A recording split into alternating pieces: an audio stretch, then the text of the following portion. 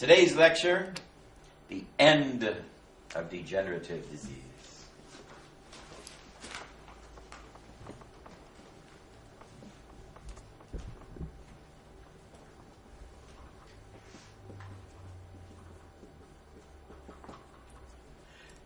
I wore my Boost Your Mind, think before you react, because of course I'm funny, I'm male and female, but get the fuck over it. What? If you ignore the truth, it's ignorance. Don't be ignorant. Listen, we have a very important lecture today, the end of degenerative disease. Open your mind. Think. Now, what is the major things that are killing people in the planet? You can make noise. I wanted to do that. We want to talk about degenerative disease. Let's look at the statistics. Number one, thing that is killing the most amount of people that can be prevented. Smoking.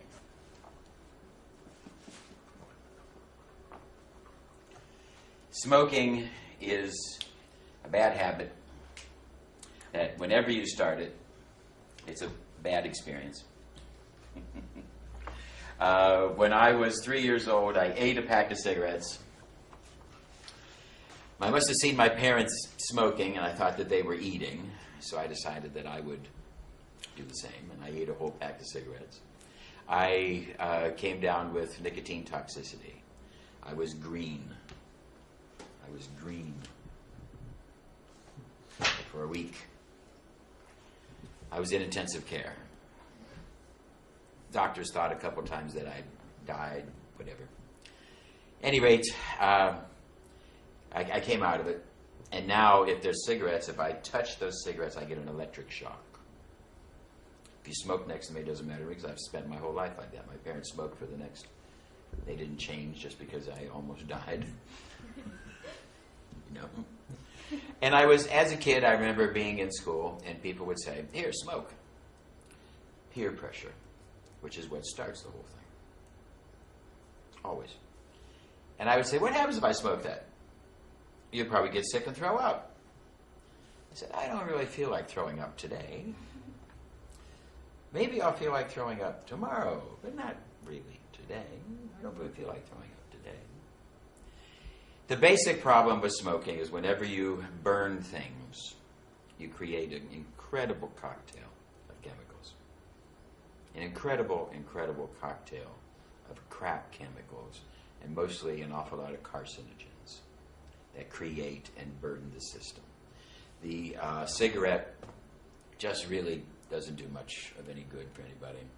And it is a bad habit that gets started. And it is an addiction. People get addicted.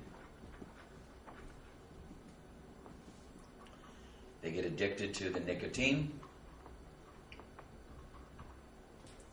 Once they can become addicted to the nicotine, then they need their fix. They get their fix by getting the nicotine.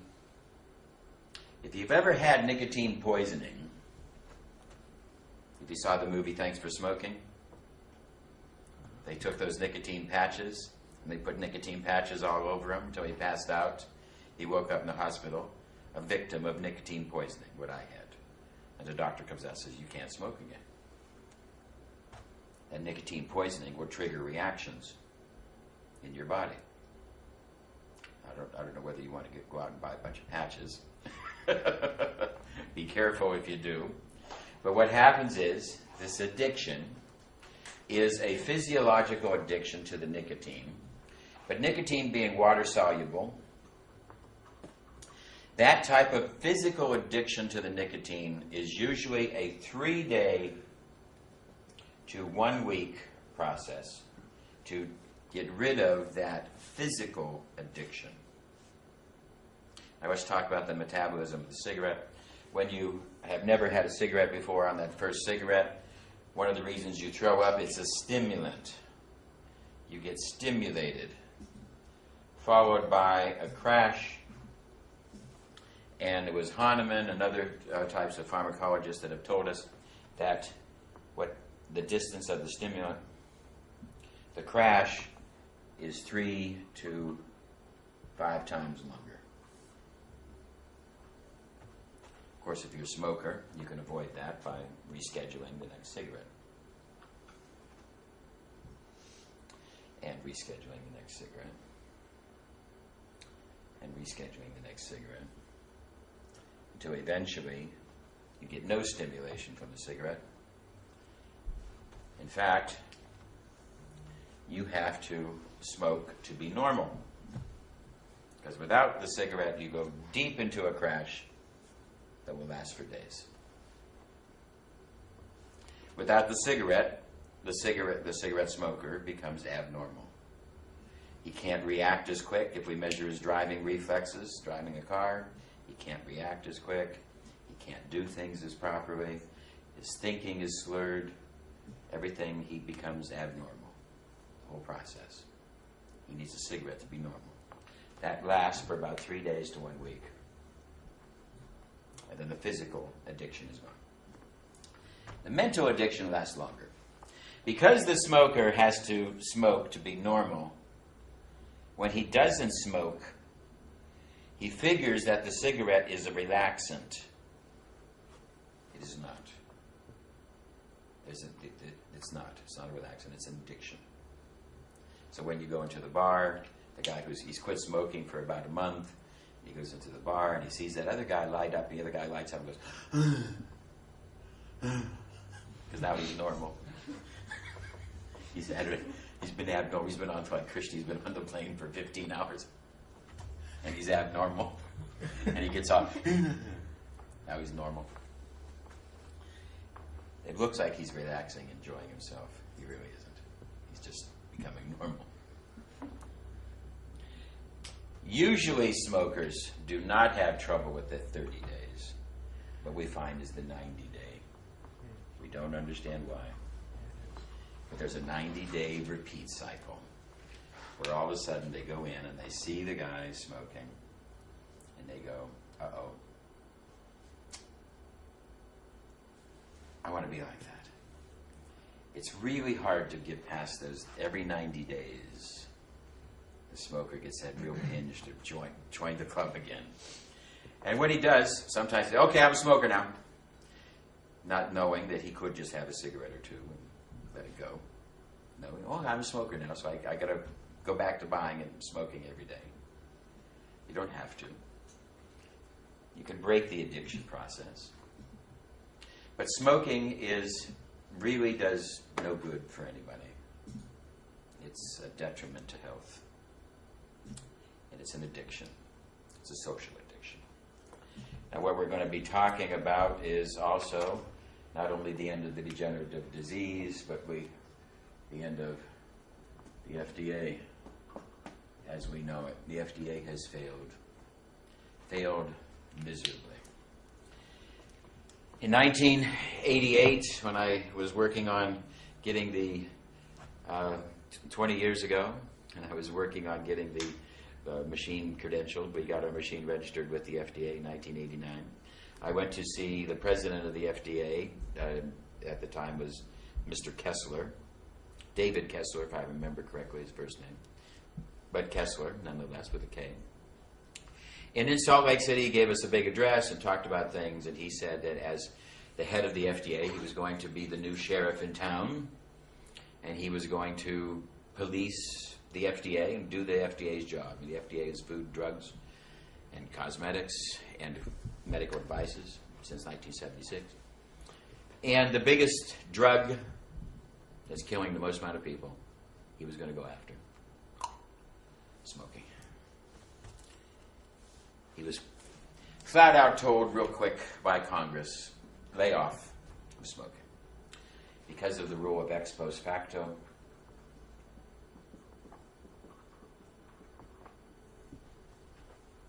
they were already doing it. It was already a money-making operation. He was not going to be able to touch them. There was too much money involved. The FDA has become the servant of the big money. It has become the junkyard dog of the different companies, pharmaceutical companies, tobacco companies, etc. As a problem. he was unable to enforce legislation. Smoking has come under the gun in Europe, is that now most of the countries are becoming smoke-free. France became smoke-free at the beginning of this year. You are now no longer able to smoke anywhere in a public place, including any restaurant whatsoever in France.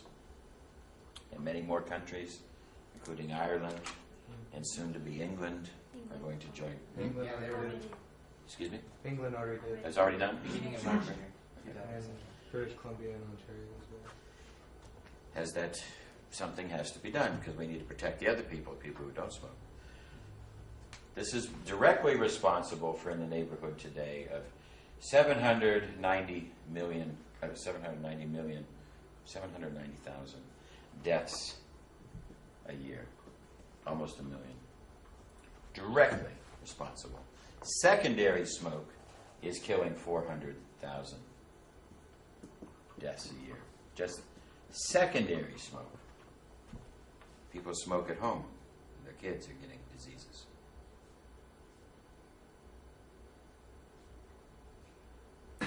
This is mortality data, meaning deaths. If we look at morbidity or dramatic sickness, we won't see it in these numbers. We will see that there's a vast, vast, vast quantity of disease being made by this event. An event that is not at all really controlled by the FDA. If we were to try to bring a cigarette into existence today, if we had this as an idea, hey, wouldn't it be really cool if we took a bunch of weeds, wrapped them in paper, and lit them on fire, and inhaled the smoke into our lungs? Let's say the cigarettes never existed, and we just came up with the idea. Wow, wouldn't that be cool? The FDA would real quick come running in, shut us down, and say, what the hell are you doing here? We would have to go through all kinds of studies to prove safety and effectiveness and all that other kind of stuff. Oh, Bob Newhart always did a comedy routine about Sir Walter Raleigh. Hey, I got this great idea. We take these weeds, we wrap them in paper, and we line them up. Yeah, sure, Walter. Then we take these beans and we grind them up, these black beans, and grind them up and make a thing called coffee. What's the matter with you, Walter? You make a bean drink and you smoke weeds. What the hell? In today's world, it wouldn't go. The morbidity statistic is literally unknown. It is huge. If we're going to look at an end of degenerative disease, something has to be done to really get to the kids of the future, to stop them, because right now the entire process of this is peer pressure related. As the people who are doing, anybody who ever has an addiction wants other people to join him to help ease his guilt of the addiction. So when you come visit me in my club and I'm an alcoholic, I want you to drink. I won't be insulted if you say no. I'll just drink it for you. And it's that type of an attitude. And alcohol is, in some books, the second killer. These are two drug-related substances that are killing people. Alcohol interferes with almost every known vitamin, and especially the B vitamins. Because a lot of our B vitamins are alcohol soluble. We studied that in the nutritional tapes. And alcohol will erode those. Alcohol is usually made from different things involving yeast and other products that have the B vitamins, but we filter them away. We can actually make a much more healthy beer if we leave the yeast in the beer. The Weiss beer, which has the yeast in it, in Germany is a healthier beer, because you're going to get B vitamins in it that will help to curb the fact of the B vitamins that you're losing. But still, too much alcohol is going to erode the brain, erode the capacities of the brain, and they always talk about killing brain cells, and that is true. Maybe not quite the number that they say, but it is true. We do find that one drink of alcohol a day has very, very positive aspects of health. They're very, very positive aspects. Lots of research have shown one glass of wine, one glass of beer, small shot of whiskey, very positive blood thinning effects, stress reduction effects, releasing serotonin, making you feel the euphoria.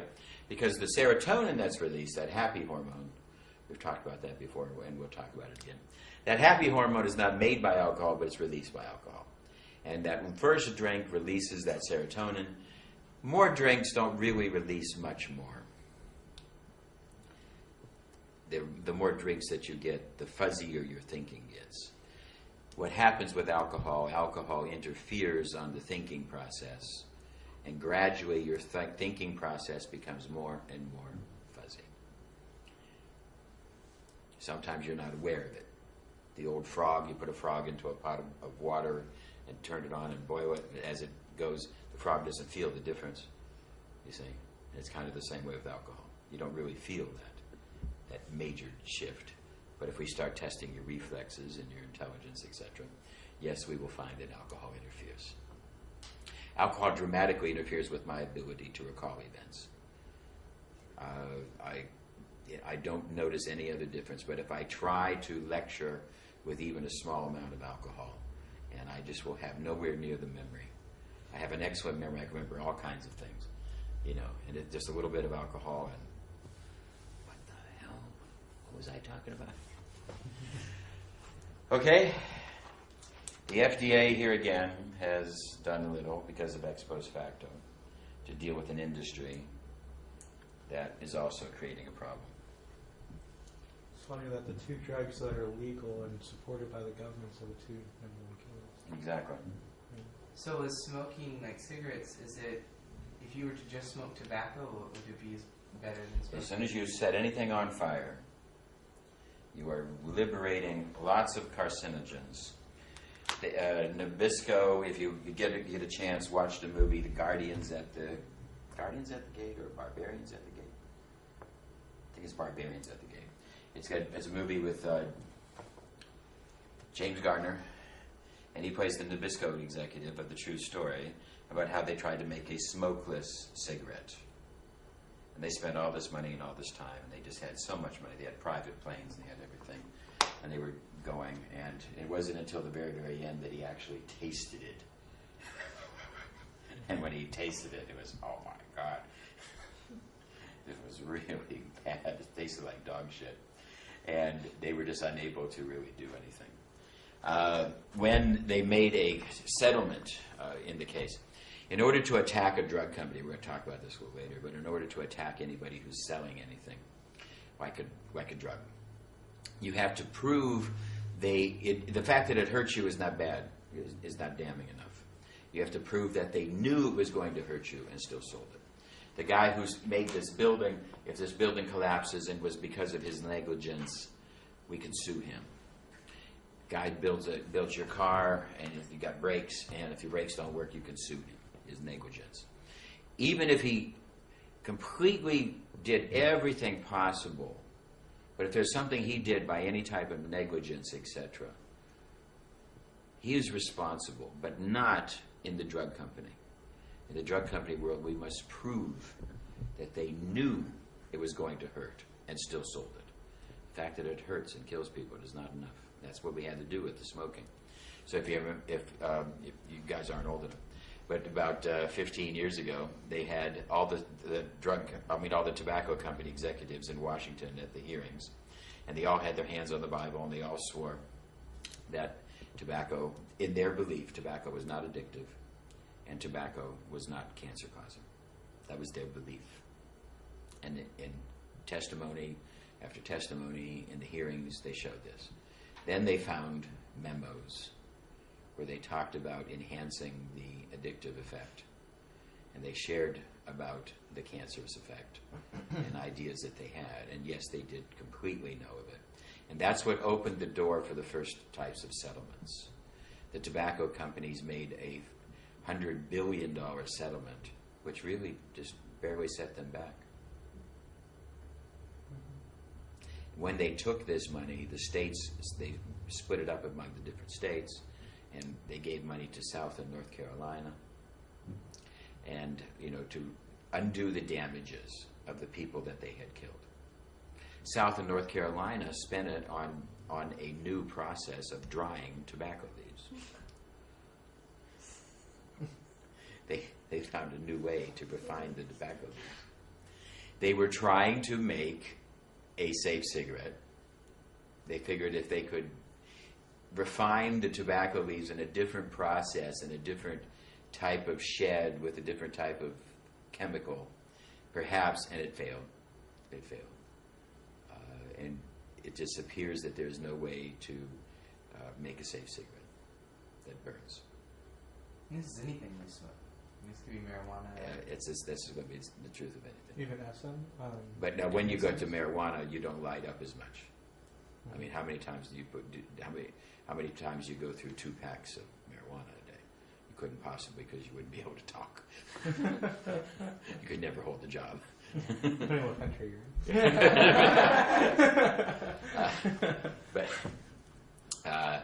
Now, what we do find is that marijuana has exactly the same risk of cancer. Exactly the same. The major risk of marijuana, that in addition to it's not quite as addictive because it doesn't have the nicotine. The problem with the marijuana is it gradually erodes motivation. So smokers of marijuana will gradually have less motivation to do things. That's its biggest problem. Does marijuana lead into other drugs? That was the big question they had in England. And the answer to that question is no more than alcohol. To say that somebody went to hard drugs, and if you trace back, you would always find alcohol. Usually find marijuana. But the fact that the marijuana really didn't have an effect, when they actually did this big study and a big social thing, they found that marijuana really did not lead to the other drugs. Many people stayed with marijuana, etc. And this is why marijuana became legal about a year ago in England. There's a whole different structure for it now. It's illegal to have. It's not legal to possibly sell. I'm not aware of all the constraints, but yet England led the way in the world and said, listen, this really is not as much a danger as anybody's ever thought it was. The biggest danger that I find is that it erodes motivation. You will not find an awful lot of executives that do it, and when you do find the executives that do it, you'll find that they have reached the pinnacle of the top of the ladder that they're going to. And they're not going to go up the ladder once they start doing too much of that. However, let's get back to our failure of the FDA. Another big category is the fact, and I'm going to throw this into a second category, is when we get to the concerns of cardiovascular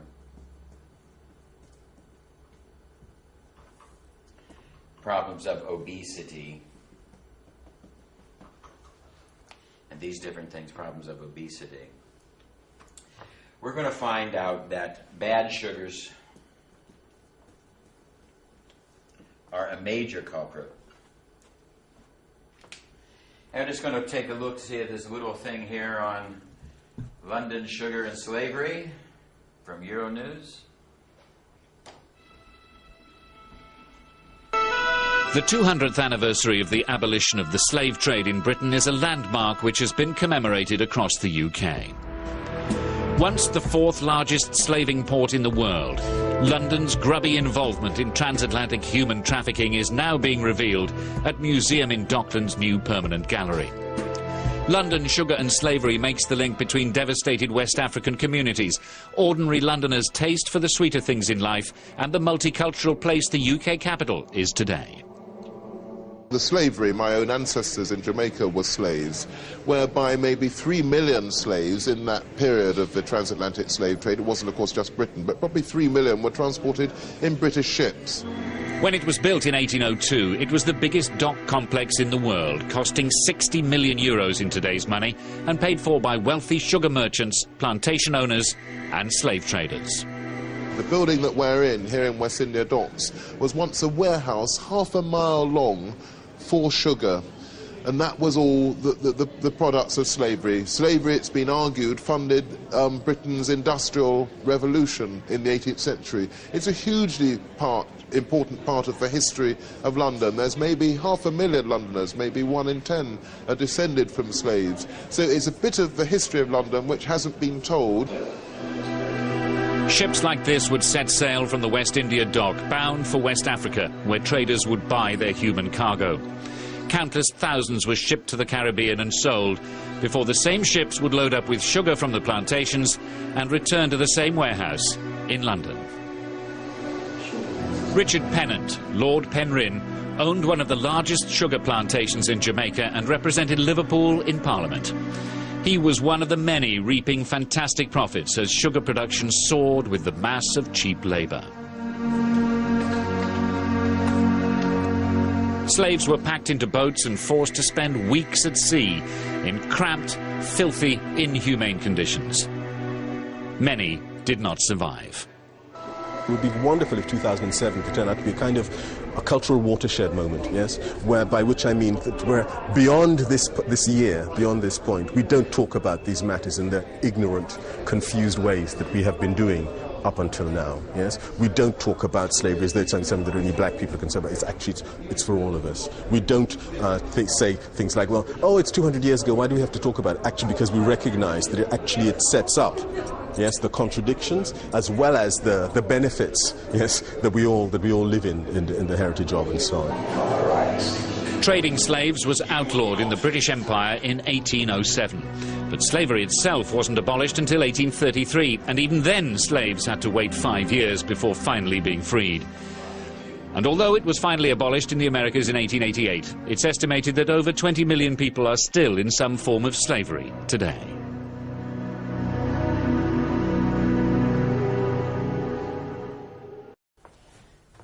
And you can see that big sugar, big bad sugar, the white sugar.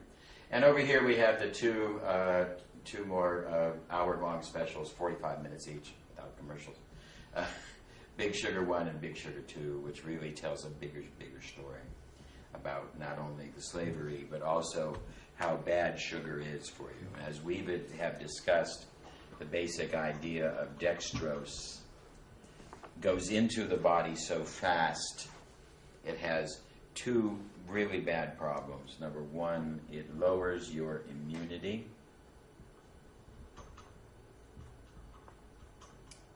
Your immune system gets weak. Number two, it goes into fat very fast.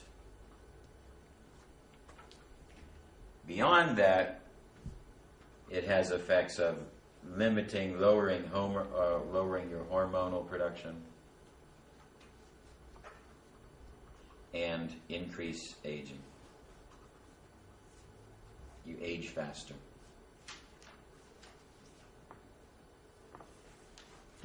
If we look at the people that we really admire, people who live long, long lives and active lives, such as moi, you're going to see people who try to avoid as much as that bad sugar as possible. People who are sick by the time they're age 45 are people who have consumed more than their share. Bad sugar is definitely a problem. The FDA does nothing because bad sugar has an awful lot of lobbyists, as does big tobacco. Questions? Another big problem with this whole idea of obesity and cardiovascular disease is bad fats, fatty acids. Fatty acids are highly needed. You've heard me lecture so many times. I'll do the mini lecture now. Because basically there are different fatty acids. These are carbon chains. Carbon, which takes in needs four things in its valence state, makes up a chain like this. If these side things on the chain are empty, then we call this a unsaturated fatty acid. And if this goes into the body, it will saturate and pull out toxins. Toxins, free radicals, are drawn to it and occupy these spaces. And thereby, all fats in any animal are then saturated. Saturated with toxins, free radicals. If you take some nice, healthy, virgin oil, uncooked, it's clear, throw it in your mouth, twist it around, spit it back out, it will now be milky. Why? It has picked up toxins. That's what it does. It picks up these free radical toxins, cleans things out. We need these things. And all of the cell membranes in our body are made up of fatty acids.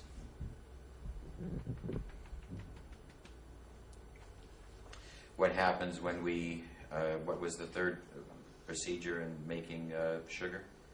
Remember, the first one was eating, then was glycogenolysis, breaking out of the liver. The other one was neoglucogenesis. Neoglucogenesis, gluconeogenesis, is taking fatty acids out of the cell to make those fatty acids into glucose. Stress does that. Fasting does that. And this is how we break up the adipose tissue. We have adipose cells, these are the fat cells. Sugar goes right into them, but even these fat cells, they are designed not only to have fatty acids on the outside, but then they can store large amounts of fat. That is the fat that accumulates in the body. You do not increase the number of adipose cells, but those cells can grow. The surface area of the cell determines how much fat you can absorb. So if she eats the same meal as Jonathan, she will make much less fat. Jonathan's got much more surface area. And if Jonathan has the bad sugars, they can go right into that very quickly to make those fats, etc., to contribute into the adipose cells, etc. And basically, fatty acids, these long chains, are destroyed by heat. These are heat sensitive, and it's very difficult to make up these fatty acids. It takes a lot of energy to spin that carbon on, and if you do not get these fatty acids in your diet, it will take lots of energy for you to make those fatty acids. There are 88 different fatty acids basically in the body, like the keys of a piano. There are 4 of these you cannot make, you have to intake. Oleic, then oleic, then olenic, and arachidonic. I take pride in remembering those. And then if I have one little sip of alcohol, boom, those suckers are gone. Those you cannot make. Your body must take them in. And if you take in a saturated fatty acid, such as oleic acid, which is rich in butter, your body will use that oleic acid making cell membranes.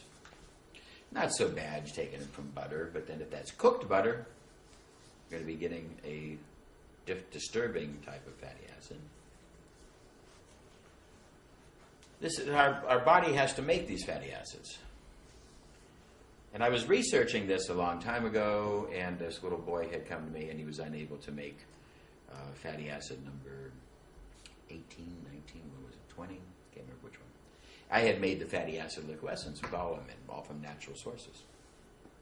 He was one of the very first little kids. His name was Lorenzo, and I gave him that. And you've seen the movie Lorenzo's Oil? You never seen the movie? You have? You should rent the movie. We should get it. Huh? Nick Nolte and Susan Sarandon star in Lorenzo's Oil. It's the true story. And they're from McKees Rocks, Pennsylvania, stone's throw from where I practiced, and they had come to visit me. I put him on this. He started to get results. When he started to get results, they finally went into a synthetic process. They don't show much of me in the movie. Nobody ever does. You saw the movie? Gubber saw the movie. They don't discuss me hardly at all. I don't know what Jesus. They discuss the medical doctor's conflict. The medical doctors have this conflict. They couldn't see this. Anyway, they were able to save the kid. It's a very nice little movie. You should watch it. You'll get also a little grip about how medical doctors approach things.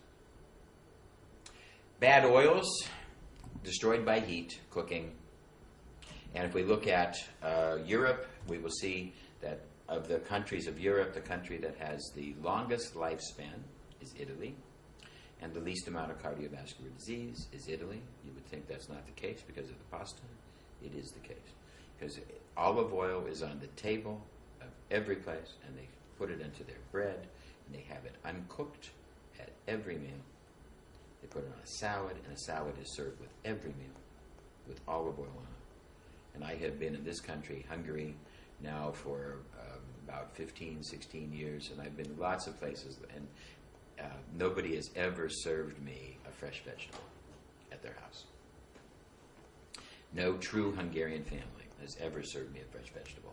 And if I ask for one, they will serve me a breaded mushroom cooked in oil. I say, that's not fresh. They say, well, we picked it last week. Or they will serve me a pickle. And it's surprising that they don't boil the salad in oil. And by cooking, it destroys the quality of the fatty acids.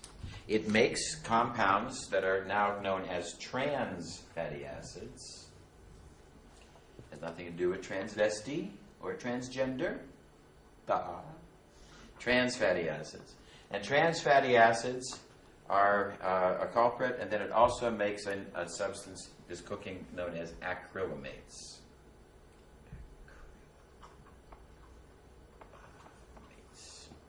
These are made in the cooking process from the heat, and these are cancer-causing compounds. Boiling things in oil is not good. Why do you boil things in oil? You boil things in oil because you want to turn it on the stove and leave and go in the other room and clean or do something else. Any other cooking, you have to stand there and watch. So you like boiling in oil if you're a busy housewife. But it is bad for the health.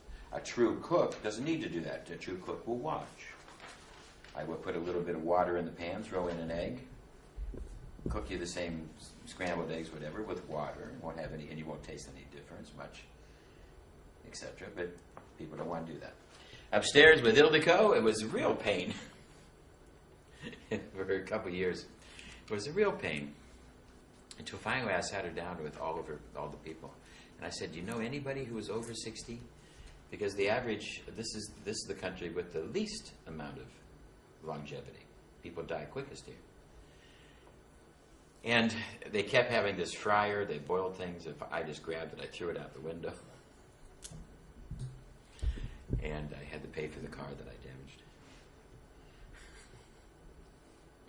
Just getting the oil off the hood was hard enough, aside from the dent.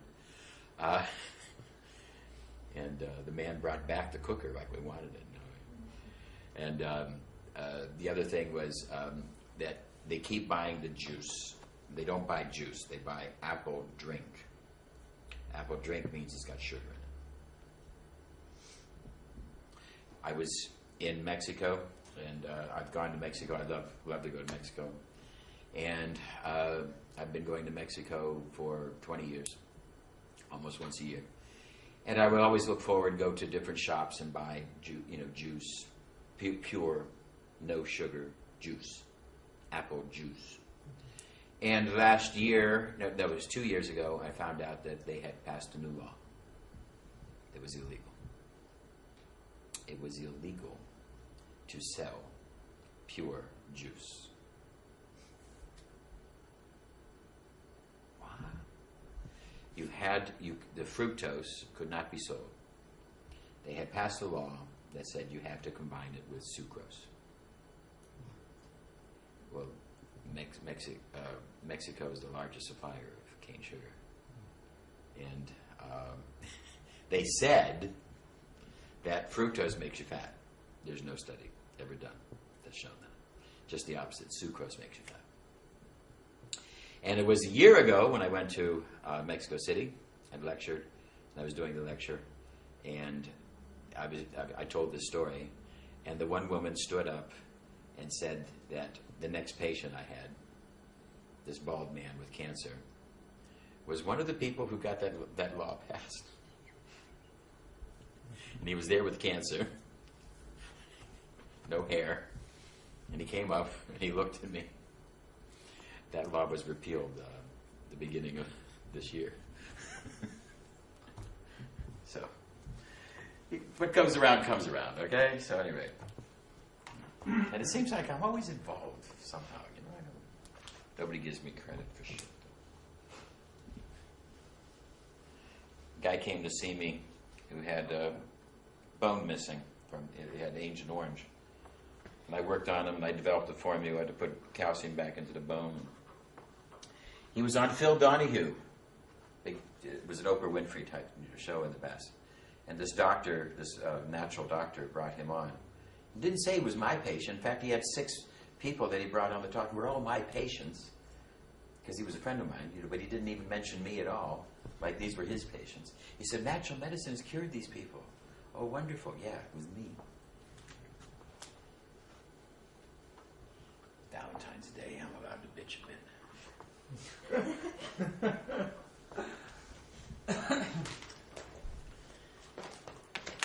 In compiling this list for you of the different things, we're going to now talk about the third, at least the third. Ruth Harris has prepared an article, The Failure of the FDA, for you. And the next one, Death by Medicine, by Gary Null, friend of mine, been on the show with Gary many times. And basically, number 3, at least, is allopathy, allopathic drugs.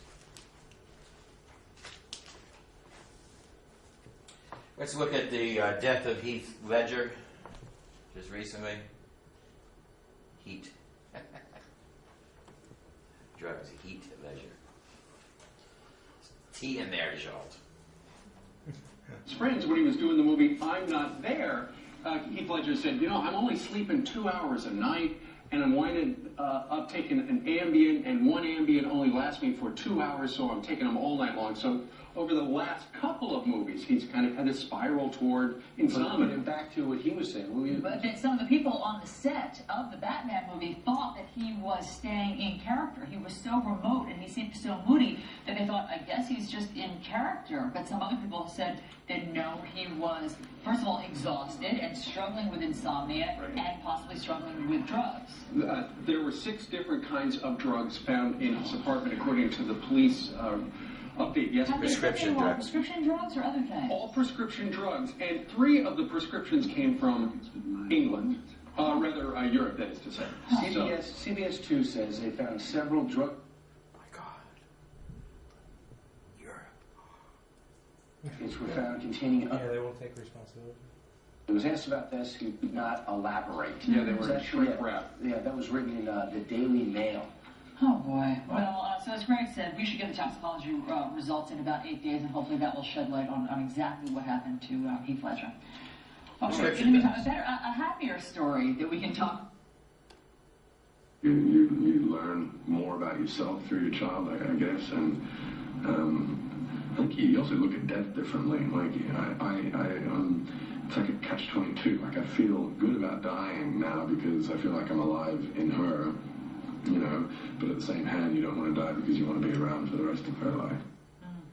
That was obviously after Heath Ledger, 2 months before he died. 6 different types of prescription medications were found in his apartment, including anti-anxiety drugs and sleeping pills. Could a lethal concoction of medication be to blame? Dr. Jennifer Ashton knows the answer, so let's ask her. Dr. Ashton, you heard about Xanax, Ambien, Valium, Lunesta, things like that. What are you thinking? There's a couple things that I think we haven't heard yet in discussing this medical angle. Number one, it's very easy to start blaming the whole medical profession and say, oh, doc. I think it's real easy to start blaming the whole medical profession. In fact, I'm going to just jump right on that bandwagon right now.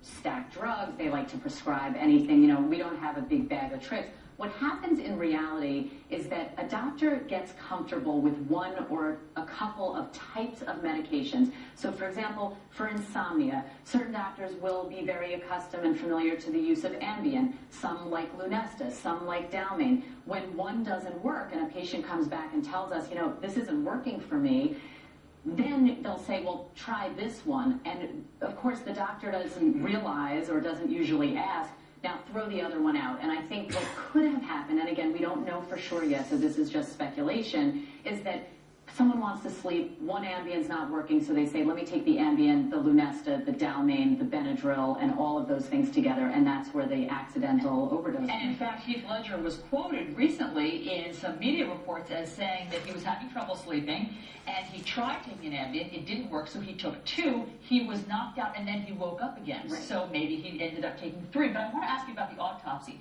It came back inconclusive. Does that mean that there was no natural cause of death? Right, so that's the excellent point, Allison. The first thing that's done in any unexplained, certainly out-of-hospital death, is to rule out the things that, while you're saying natural, although rare, could occur in 28-year-olds. So a ruptured aneurysm in the brain, a heart arrhythmia, or a heart attack, or some problem with the heart, or other types of things that, while they might be rare, Right. could result in a 28-year-old dying. Exactly. I read Dr. Bodden said, you know, you don't take 2 or 3 and die. 10 to 20 you take and die. Correct? Right. I mean, you know, the incidence of overdose with these type of prescription, and they are controlled substances, they do have a predilection for addiction. The incidence of accidental overdose is on the rise, and that is correct. You know, 2 of them are not going to result in an overdose. They're metabolized through the liver, most of them, and excreted through the kidneys, and you need a lot in your blood to, you know, kill someone. All right, Dr. Jennifer Ashton, thanks so You much bet, for you joining guys. us. And if you have an appointment with Dr. Ashton, get there early. She's up. Okay? She's on the way. She'll be She's taking- Come now. right now. Yeah, she's on Ambien. She's up. I think I have The Simpsons. This is really cool.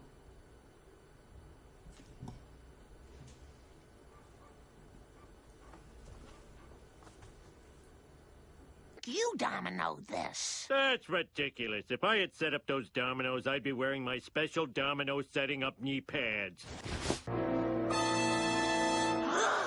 It was you. How is that possible? I've read that people do strange things in their sleep when they've taken Napien. See? May cause dry mouth, mood swings, and nighttime kookiness. Mood swings? Mood swings. Mood swings. Mood swings? Mood swings. Mood swings! Mood swings! Mood swings! Mood swings, mood swings. Mood swings! Nappian, you did it again, and everything is as it should be. Ah! John Lennon! Yoko? So you're the one behind all these hijinks at the Rock and Roll Wax Museum. Thank you. Thank you. Thank you. Thank you. Oh! Mr. Simpson, why did you hurt the dollies? Well, son, your Uncle Homer is like 80% of America. Whacked out on prescription drugs. But users are losers. You're confusing drugs with drugs! That's Yoko. That's Yoko speaking. Now, it was very cool about little Lisa. She says Ambien. Yeah. Oh, I mean Napton, because they changed the name to Naption, you know. But and the Ambien is the drug that Heath Ledger was taking. We just saw that. So the tie-in. Basically, as we're showing over and over again, without doubt, the synthetic drugs, and I spell it S-I-N, the synthetic, these drugs are incompatible with the human body. And each and every one of them generates side effects. and the side effects are more horrendous than the compound. They do not, when they make these synthetic compounds, they do not know where to put the electrons.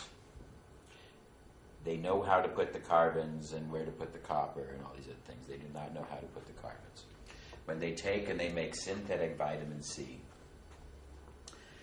they know how to put the copper into vitamin C and all these other different things. Now, if you take synthetic vitamin C and crystallize it under the microscope, it will be black. If you take natural vitamin C and crystallize it under the microscope, it will be iridescent and have every color of the rainbow. It'll glow and be sparkly, like my picture, as it has every color of the rainbow. Now you say to the chemical engineer, the synthetic drug company, motivation will determine perception. What your motivation is determines your perception. He'll say it's the same thing. That's a key thing. We should have told you that yesterday. Motivation determines your perception. And the best motivation you have is your paycheck. If your paycheck is coming from a synthetic drug company, you have a real strong thing of kind of twisting that and saying, this is exactly the same thing. It's pitch black, and that one's iridescent. It's the same thing. Like to sell you a car. It's not the same thing. Why? Why is it? Ask the physicist, as we've studied, what is the thing that we know about electrons, and what is the principle of QED? Principle of QED, in case you don't remember, is that electrons and photons are interlinked.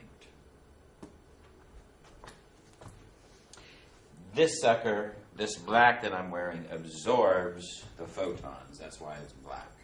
It does not reflect any. It absorbs them. This silver stuff up here reflects them. That's why it's shiny. It's iridescent. This is iridescent because photons are being reflected. Why? Because the photons are at higher orbitals.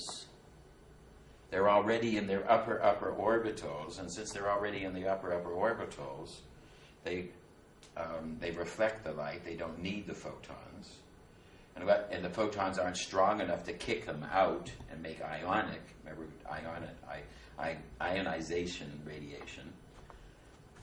Here, the photons are absorbed. That's why it's black, because the electrons are in low orbitals. It is not the same. Your body will have to take energy on synthetic vitamin C and pump up those electrons with your own body heat. And your own body heat is heat, and heat is electromagnetic radiation, and and that is also photons. You got it? So here we go. It's not the same, and the entire business is not the same. And motivation determines your perception, and the clear mind can see this.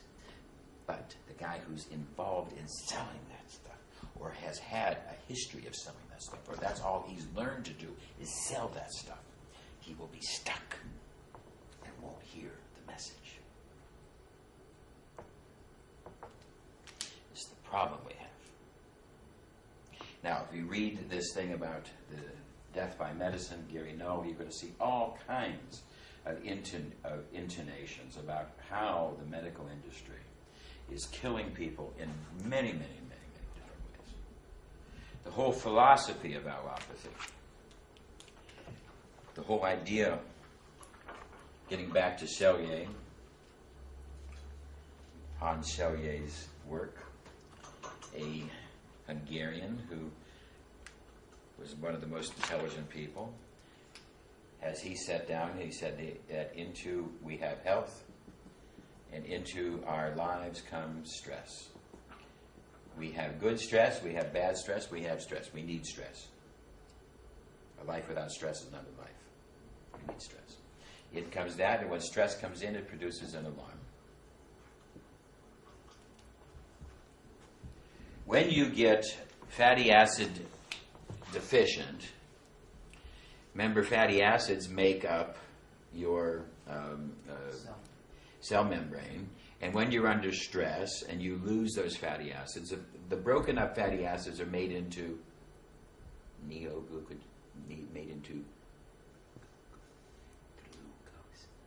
Yes. All together now. Glucose. They're made into sugar.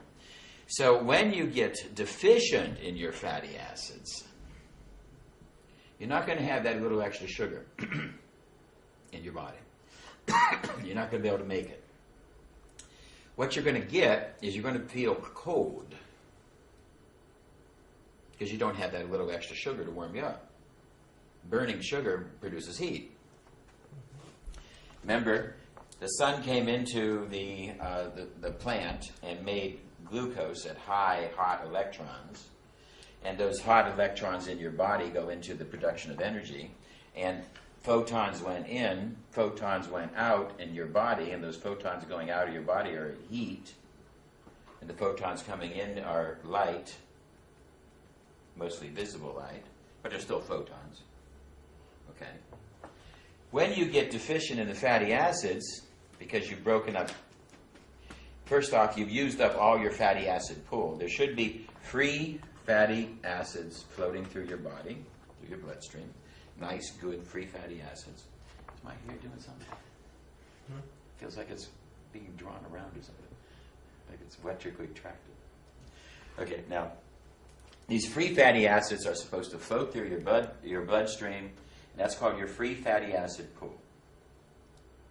That's one of the reasons why you want to take some lecithin, take some omega-3, take some of these different things every day, and get some of your olive oil and other oils cold processed onto the bread, into the salad, into the soup that's coming down in temperature, not if it's too hot. Okay. You get your free fatty acid pool. When it's gone and you have to break the fatty acids out of the cell, when you start to get deficient in fatty acids, the first symptom is you are cold. You feel cold, you feel a chill, and the other people in the room don't. It's because you can't make that little extra heat because you don't have the glucose. You are deficient in fatty acids. Now that you have a hole in the fatty acids, how does the cold virus work? The cold virus works by getting through the hole and getting to the DNA. The virus can't do anything on its own. Viruses do not replicate. Viruses go into your cells and use the DNA of the cells to replicate. When you become fatty acid deficient, you become a incubation tray for the viruses. And what do we call that? You get a cold. Why? Because you're fatty acid deficient. You go outside and it's really cold. If you go outside and you try to walk home naked, whatever. Of course, you've got a long way to go, right? Yeah. You don't have somebody. But if that were to happen, what would your body do? You're not going to be eating during that time. Your body's going to try to take fatty acids out of cells to convert it to glucose so you can shiver. Those muscles shivering will take energy from the ATP, plus you will be burning up glucose, trying to make heat, trying to survive. When you run out of that, you're going to succumb to the cold. Cold irritates fatty acids and makes an open ground for the virus to work. Got it? Do you think it's because it creates, like, say you put oil in the fridge or something like that, and it becomes like a lardish, you know what I mean? Like if you take like butter and it becomes lardish and then you heat it up and it's liquid, right? So when you get cold, it kind of slows down your body's process? Or? Out of the oils that are in your body, most of these oils are going to be liquid at any body temperature, with the exception of cholesterol. Cholesterol at body temperature should be almost a solid. It is not because of an electrical process in your body. An electrical process in the body keeps the cholesterol into liquid form. When you lose that electrical process is when cholesterol builds up. Or if you get bad cholesterol and bad fatty acids. And cholesterol is made from the trans fatty acids, and if you have is made from fatty acids. And if you have trans fatty acids making cholesterol, you make bad cholesterol. Eggs have good cholesterol. And Royal Lee found a good way to get anybody's cholesterol down. Eat eggs. If you eat 20 eggs a day, you will lower your cholesterol. And it works. I don't go for 20, I say 12. But if you eat 12 eggs a day and you don't use the boiled butter or the cooked oil, raw eggs, I mean not raw eggs, but hard-boiled eggs. Raw eggs kill biotin, by the way. Did I tell you this? There's a substance in raw eggs that kills biotin. Biotin is needed for your energy. It's a needed B vitamin for energy. And if you were to eat raw eggs, remember Rocky and he took the eggs, that's a bad thing to do. Nobody can really do that and keep an active exercise routine. Because if you he did that for the effect in the movie, but if you were to do that every day, you would be robbing your biotin and you would not be able to exercise. You would be a bum. Like in the beginning of the movie, he was a bum anyways, right? Maybe that's what he learned. Maybe that's how he became champion. He learned to cook his fucking eggs. And you'll get that. And they found that if you have hollandaise sauce, hollandaise sauce is made with raw eggs. And if you have that alone, one dose of hollandaise sauce can kill active biotin in your body, and you'll have less energy. So, hollandaise sauce can be a cause of chronic fatigue, as well as raw eggs. Hard-boiled eggs are good for you? Hard-boiled eggs are better. Actually, hard-boiled eggs are very good for you. They have very good protein. And one of the nicest tips that I can tell you is that eggs, which are rich in the albumin and different types of protein, the best way to help you defend against the surgery, if you have to go any type of surgery, eat lots of eggs. We find that lots of albumin in the blood, and people will dramatically be able to repair better. Eggs before and after a surgery will dramatically help the body to repair. I ate eggs before I had my surgery, and it was remarkable. I had absolutely no black and blue, nothing. Everything was absolutely, the doctor was amazed. So. Back to allopathy. Once we have the alarm state, remember that? Go back. I got sidetracked here. The symptom, the cold, the shiver, the sneeze. It's a symptom. It's an alarm. It tells us something's going on. We get something. We get a pain. We get an itch. We get a whatever. We get mood control. You can't sleep. You get insomnia. It's an alarm reaction. Something's wrong. Something's wrong. I had an alarm reaction. I couldn't sleep. It was because I left the computer on, and the computer was sending this signal, looking for the infrared. That infrared signal goes in at a woodpecker frequency. It'll keep you awake. There's an alarm. The insomnia was a symptom. As we develop our medicine, we will see symptoms as our friends. They are messengers to point us in directions of repair and for attention. We do not see pain as our enemy. We see pain as God's gift. If you didn't have pain and you put your hand on the stove and it was on, and you smell something? It's me. We couldn't exist. Pain is God's gift. Pain is our way of knowing something's wrong. Something's wrong. Also, without pain, you wouldn't know what pleasure is. Exactly. But no pain, no gain. But we have to recognize that pain is part of life. The Buddhist way is that life is suffering. But still, that's an alarm. It's just an alarm. But to us, it's not our enemy. The stressor is the enemy. That's our enemy. That's what we want to get to. We want to find the cause of that symptom. Allopathy wants to fight that symptom. And they want to fight it through a synthetic drug. And as we will see, most of Americans, 50% of Americans, are on one type of medication. By the time you're 60 years old, you're usually on 4 or 5 medications. By the time you're 70, you're on 10. My dad told me today he's on 10 different medications. Not much I can do about that. If the symptom stressor continues, we go to the alarm state. As we've always said, and you should know dramatically well, being symptom-free. Adaptations. Oh! What? I jumped with my brain. I'm not used to doing a lecture every day. I mentioned my dad. And it took me. It crisscrossed my neurological energy. Adaptation state. When you go from alarm adaptation, the symptom goes away. And the thing that we know more than anything else, being symptom-free is not an indicator of health. That's the dictum of our medicine.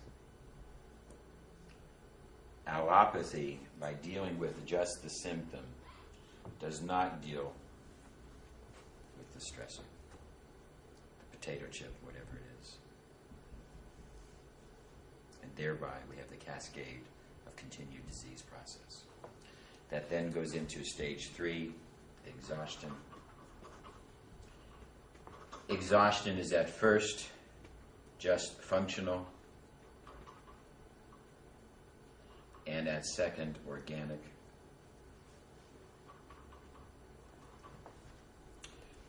Disturbed function, and later on, disturbed organ. A lung might at first not transport oxygen well. That's just simply function. There's no change in its organic capacity. Later, the organ will either swell, hypertrophy means swell. When the cells start to get bigger and more of them, it's called hypertrophy, swelling. Atrophy is when we get smaller. When something starts to atrophy, it starts to wither and die. That's both of those, hypertrophy and atrophy, are organic disease. As we will study this more in depth. Leading on to exhaustion.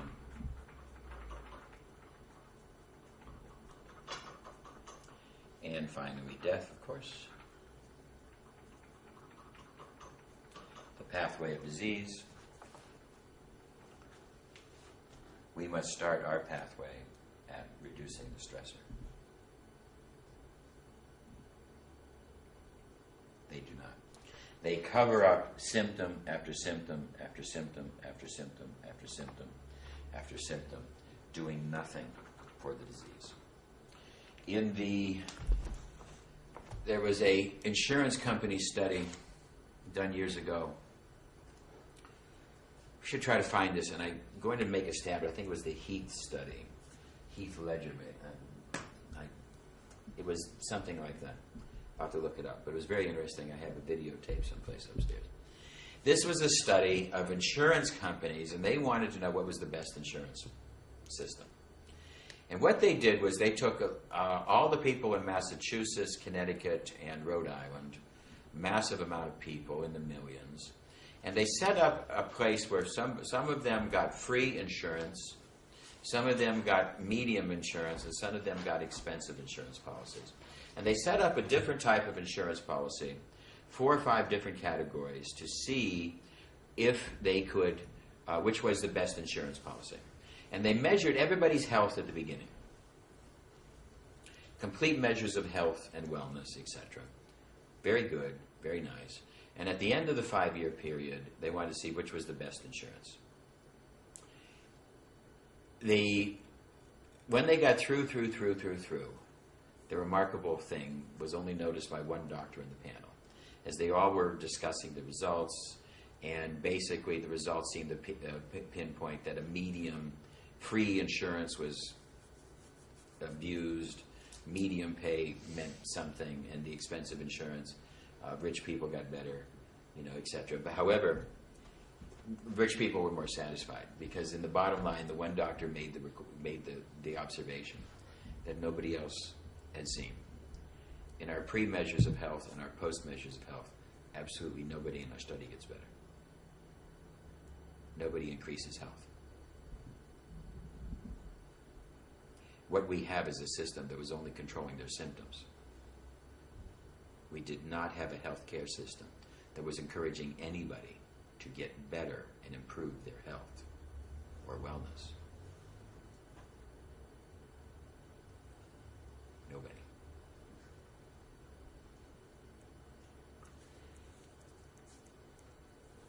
We do not have a healthcare system. We have a system that is designed to intervene here. You go to the doctor at exhaustion stage. And I got the phone call from the Mexican lady 2 days ago. And, they're going to cut out the man's kidney tomorrow. Can you help? Tomorrow. I'm in Mexico. Tomorrow. You kind of call me late, aren't you? Mm-hmm. Whereas kidney's all full of cysts. That cyst is an organic disturbance. Probably trying to move the toxins and I just can't do it. Whatever the cause, I don't know what the cause is. At that, this happens all the time, but it was really cool. At that same Mexico City lecture, another patient came in who was really very, very sick and dying of leukemia. And as I went through the history, we found out that he just had a really bad flu about 5-6 years ago, and he was given this really strong drug. And the drug reacted in the SCIO system. Now, the drug came up, and I said, this drug is very, very high. And the lady, the wife said, that's the drug he took. He took that drug 5 years ago. But he only took it for about 2 months. He had a really, really bad cold. And the lady stood up, and she said, that drug causes leukemia. That drug's been removed from the market because it causes leukemia. The same leukemia this man had. Now, I was unaware of that. She brought that up in the room. It's one of the things we should do is we should try to go through all those drugs that are in our system and try to find out all those little things. That's a job for you later on. Thank you. Don't worry about working. You'll be good for a couple of years. Don't worry about working. You should worry about your relationship because you ain't going to have to. I'm going to work your ass off. So, but that's one of the things we really should do because here, I didn't recognize that. And then, how many other times we see it?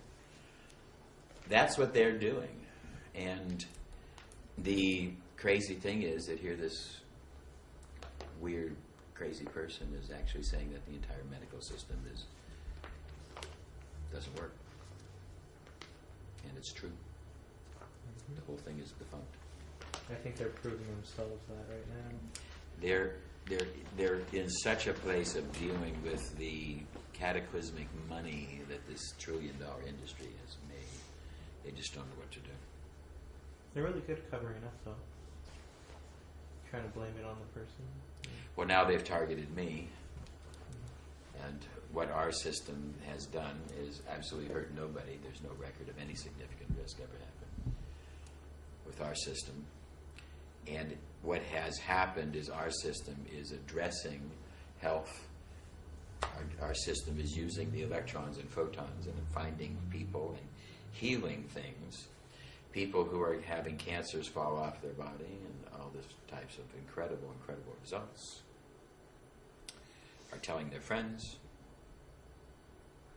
Their friends are buying machines. Their friends are getting results. And now the FDA says that's a claim. Because they're not just saying come in here and get stress reduction. They're saying I had cancer tumor fall off. Maybe you will too. And many of them do. So we see incredible results. My shingles go away. My lockjaw's gone. I can see again. I can hear again. I mean, we're seeing this incredible stuff, and they're telling the stories. So what we are guilty of in America is we're guilty of curing too many people, as people are telling the stories. Unfortunately, they can't make money off you if you get better. Well, the FDA, which is the watchdog of the drug companies. It's the junkyard dog, the drug companies. And what they're doing is they're trying to defend.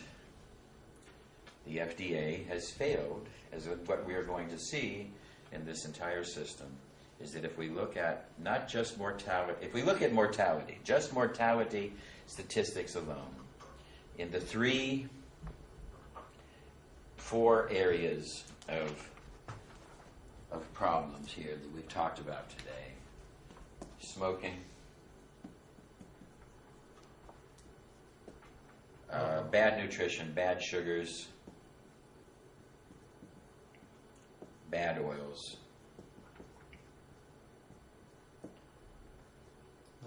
alcohol,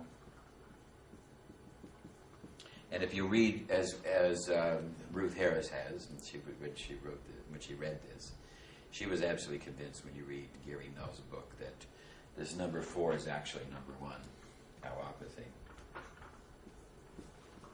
Yeah, Gary has another one, interesting book in reading on death by prescription. Well, yeah, I mean, this is the whole his thing. whole series is. I've been with him. Allopathy and the synthetic process.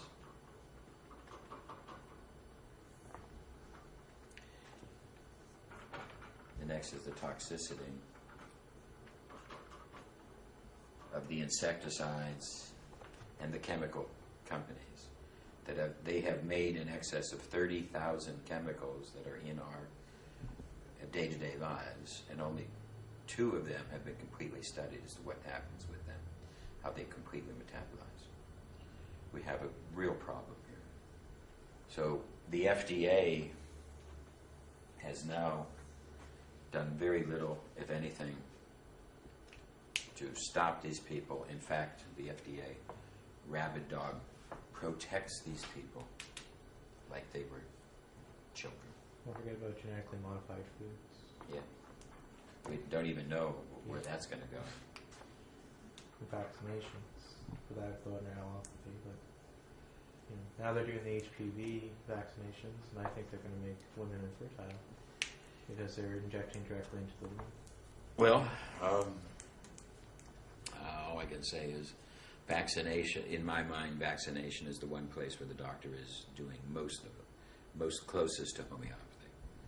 I try to stay away from that one because it is where he is. Jenner was a homeopath, and vaccination is like treating like. It's the whole concept of homeopathy, and it's where he's closest. And so I don't like to attack that. I like to attack the antibiotic industry because over here, number 4, that synthetic drug. Well, that's what the vaccinations are made out of. Because mercury or aluminum is a stabilizer. Yeah, but that's a stabilizer. They're all made out of an organic substance because they haven't been able to duplicate. So when they take the measles, they take that. Now they use the mercury or the lead or the aluminum to kill the measles, and then they don't properly get it all out. And then they're using vast quantities of this. So I'm not pro-vaccination. However, when they do vaccination, they really are using an organic compound. But you can see that most diseases start within children after they get their first vaccination of measles, mumps, and chickenpox. Or that's usually pretty close to the time they get their first antibiotic, their first real course of antibiotics. Yes. We can't really, until we could do a population of no other synthetic drug and just vaccination to really measure, we really have a hard time. So all I'm trying to say is undeniably the vaccination is inappropriate because of the amount of antigen that they're giving. When you pick up mumps or whatever, you're going to get exposed to a couple of viruses and they're going to take off in your body and build. You're not going to be exposed to massive quantities, and it really is an unnatural process to be exposed to as much as they're doing. Okay, now. I just remember being in school and everybody getting their vaccinations, and then everybody's off school for 2 weeks because they're sick and they got exactly what they got vaccinated for. I found a 10x or a 6x vaccination, and I was able to accomplish the same thing, 1 part per million, and safely. So but I'm still using the organic, and now what they use is much closer to a 1 or a 2x. Plus, they have that mercury and the lead and the acetates So and all therefore this you're other crap. pro-homeopathy and you're not pro-vaccination, technically. Well, I'm pro-homeopathy, yes, but they're using they're using the wrong potency. You have to understand that when Jonas Salk made the vaccination process for polio, it was up to him to chart out use. And he knew he was only going to be paid on volume. And the more he Instead sold. of using vaccinations, why don't we just build up the immune system and rid all those things out of the way? Well, yeah, but listen, what I'm trying to say is that Jonas Salk had to choose, and he knew that the lower the potency, I mean, the more amount of chemical that was sold, the more money he would make. Yes, of course. So he chose this. He knew this was safe and effective, but he said, "Shit, I ain't gonna make a lot of money on that." Well, motivation determined his perception, and he said, "Let's go down here to make sure it works." You don't need to make sure it works. 6x makes sure it works. 4x, something in the middle. Anyway, if I'm with a medical doctor, the last thing I'm going to discuss is vaccination. You see, because there's just no way to really do quality studies where you just get vaccination and you don't have other things. Plus the fact that maybe there's some good news happening in the vaccination. I want antibiotics to talk about. I want to talk about synthetic compounds. I want to embarrass him and make him run away screaming. And I can do it with that conversation. I can't do it with that conversation. That's not this house is built. Got a couple of bricks in it. It's got a couple of bricks in it. I can't blow that house down so easy, but I can blow this house down like a house of fire. I can make you cry. So that's why I stay away from that one.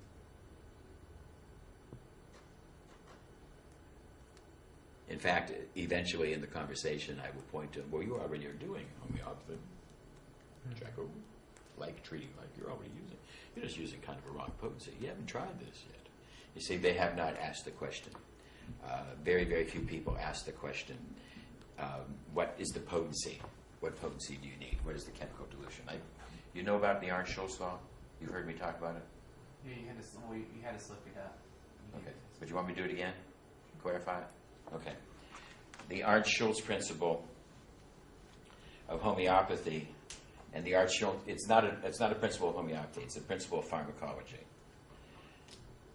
When I took my pharmacology in medical school, I could not take, I was teaching during the day when they had the pharmacology class, so I had to take the pharmacology at night with the anesthesiologists. And the anesthesiologists were taught the Arndt-Schultz principle. Arndt and Schultz were two pharmacologists working in Germany who wanted to know if I made something more and more and more and more dilute, what happens to it? First thing they did is they took venom from the viper venom. Viper venom is known to cause coagulation of the blood, and then one day they were using 1 part per million of the viper venom, and it decoagulated blood. They came up with the rule. What a poison causes in its raw dose,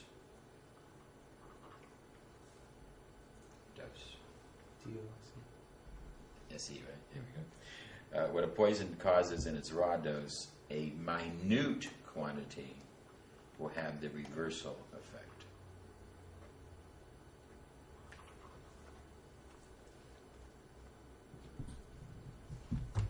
They were asking the question. Keyword poison, reversal. I was taught this because as an anesthesiologist, they would put the mask onto the patient, then you would put your hand on the valve to give the anesthesia. What does the anesthesia do? Well, the anesthesia is largely a poison. And what is the effect? What is the effect of the poison? It's an anesthetic. It knocks you out. What happens with a small amount? Reverse. It's a stimulant. So we put the mask on, hand on knob. You turn on the knob, and the guy would get a little bit of that. He would get stimulated. He would run away. Where'd he go? So they told us what we have to do is put your hand on the knob first. Put on the mask. Look him in the eye. Hey, how you doing, Bob? Can you count from 10 back to 1? Oh, yes, 10, 9, 8. Oh, that's very good, Bob, yes. Yeah, calm down, Bob. Okay. Oh, yes, okay. Bob's asleep. We had to learn what a rod dose does. And I said, whoa, wait a minute here. Excuse me. That sounds like homeopathy. I've been looking at homeopathy. You've been reading a book on homeopathy. Dum, dum, dum. Yes. Don't you know it's illegal to read a book on homeopathy? Excuse me, is what? That means I'm going to buy 2 of them. What do you mean illegal? Right. Reversal. Belladonna makes you red as a beet, dry as a bone, mad as a hatter. A reverse, a mini of it, reverses red, dry, and mad. What a poison does, it has a reversal effect. Keyword poison. Just for the lecture on homeopathy, recognize that then the next one who came in was a guy who looked at, not Art Schultz, that's a poison. The next law, oh my God, I lost the word. Made another law, and what he found is if it's not a poison and you make it less, you get one of 3 things. Maybe reversal, maybe it intensifies, maybe nothing.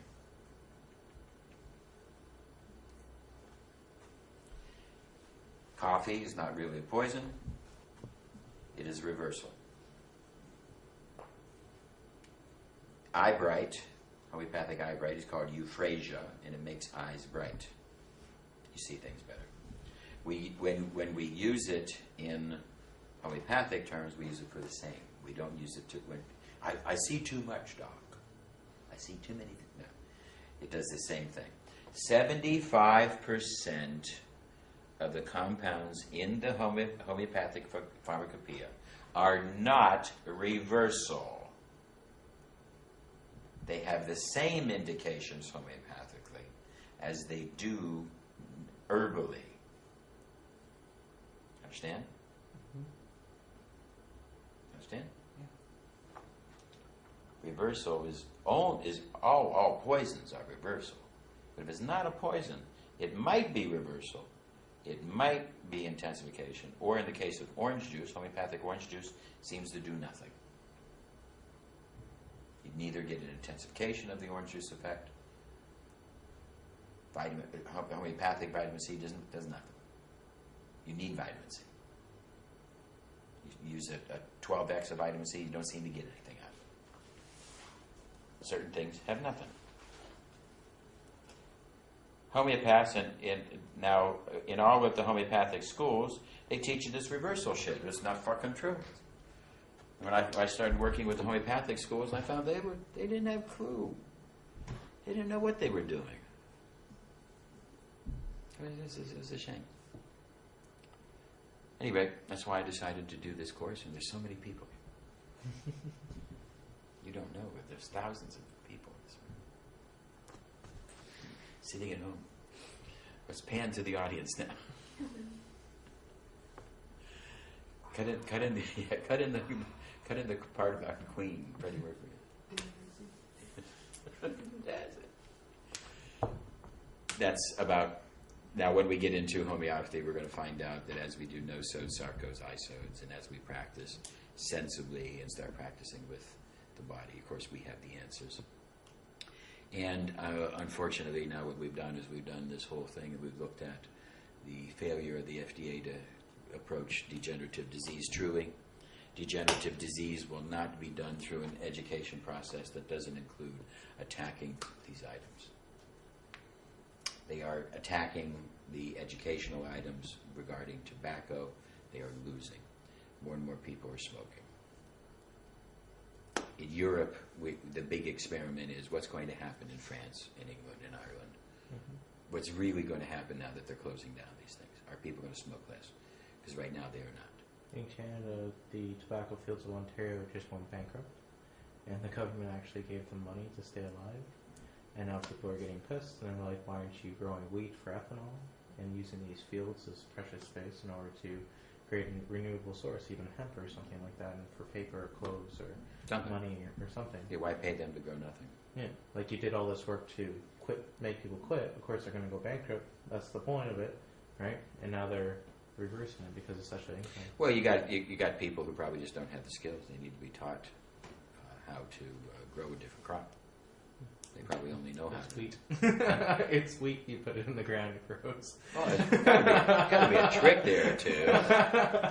I'm sure it's not much different. Yeah, but when you carry the wheat into the drying bin. No, you put it in the ground. You put some water. What on it. What do they have for the tobacco leaves? What do they have? They call it curing. Gas. Yeah. So you cure the tobacco plant. See, you hang it. They probably take the wheat and cure it. Yeah, they try to put that in their pipes and smoke it. Yeah, they don't understand. There's some really stupid people. I doubt that's what it is. The farmers of this is true. The farmers of Minnesota all went down in gross. They like 10,000 of them went down to Washington to protest when they made daylight savings time. Mm-hmm. They made daylight savings time. The farmers went down to protest that there wasn't going to be enough sunlight for their crops. Doesn't change the sun's rotation. They went down in mass to protest. Okay. Because according to them, there was less sunshine because they had to get up. Less hours in the day. There's a lot of stupid people out there. So, anyway, there we go. We got ourselves an idea about these things, and we have to do something. And that's enough for today.